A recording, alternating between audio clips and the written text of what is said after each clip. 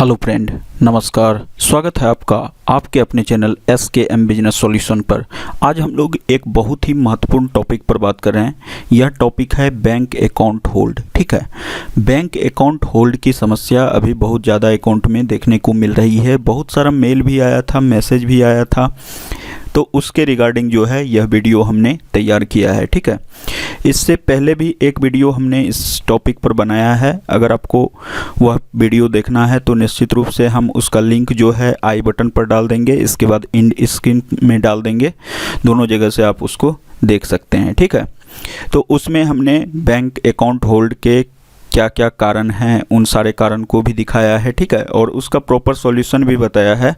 यहाँ थोड़ा सा एक अलग टॉपिक पर बात कर रहे हैं, चूँकि कुछ मेल आया था हमको। ठीक है, और मेल में एक दो स्क्रीनशॉट आया था, तो उसमें बताया गया कि इस तरह का मैसेज आया था हमको और उसके बाद जो है अकाउंट होल्ड पर चला गया।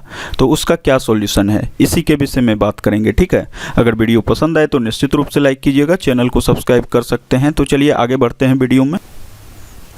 पहले यहाँ हम देख रहे हैं बैंक अकाउंट होल्ड के रीजन। ठीक है, तो रीजन में बहुत सारा रीजन है, जैसे कि रीजन आपका KYC का हो सकता है। KYC में प्रॉब्लम अगर है तो इसके कारण भी आपका होल्ड हो सकता है। दूसरा रीजन हो सकता है कि आपका जो है लोन पेंडिंग है। लोन के केस में जो है उसमें भी आपका जो है बैंक अकाउंट जो है होल्ड हो सकता है। इसके बाद लोन के बाद होता है लॉकर सुविधा। लॉकर सुविधा में भी आपका जो है बैंक अकाउंट होल्ड पर जा सकता है, क्योंकि लॉकर का रेंट, अगर इसका जो है रेंट, लॉकर का रेंट अगर आप टाइम पर नहीं दिए, टाइम पर नहीं पेड किए, तो उस केस में जो है आपका क्या होगा, अकाउंट होल्ड हो जाएगा। ठीक है, इसके बाद रेंट के बाद आता है, लॉकर रेंट के बाद आता है कि आपका जो है ट्रांजैक्शन में अगर हाई ट्रांजैक्शन है तो उस केस में भी आपका होल्ड हो सकता है। ठीक है, तो वहाँ सिर्फ आपको जो है उसका काउज मांगेगा बैंक, तो आपको सही काउज देना है, आपका होल्ड ख़त्म हो जाएगा। ठीक है, इसके बाद होता है ATM विड्रॉल।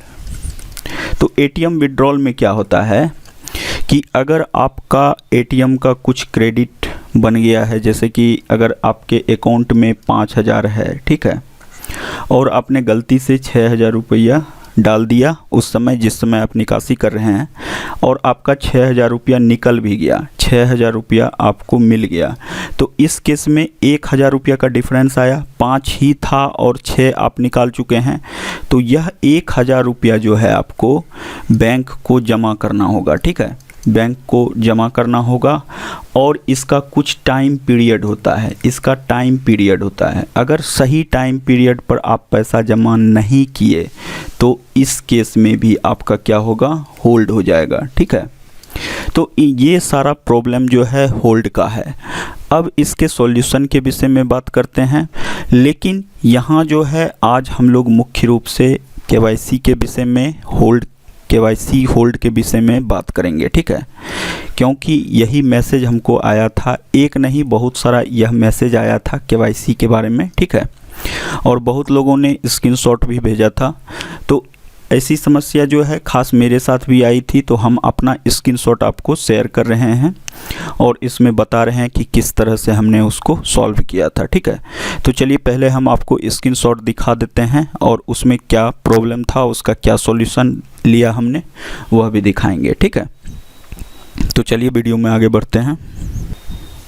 देखिए, जैसा कि आप देख रहे हैं यहाँ लिखा हुआ है, dear customer, hold has been placed on your ACC account number था फॉर द रीजन इतना SBI। ठीक है, जब भी आपको इस टाइप का मैसेज आए तो आप समझ लीजिए कि आपका KYC इशू है। बैंक जाइए और वहाँ KYC फॉर्म फिलअप करके और उसके साथ आधार और पैन की कॉपी जमा कर दीजिए, आपका होल्ड समाप्त हो जाएगा। इसका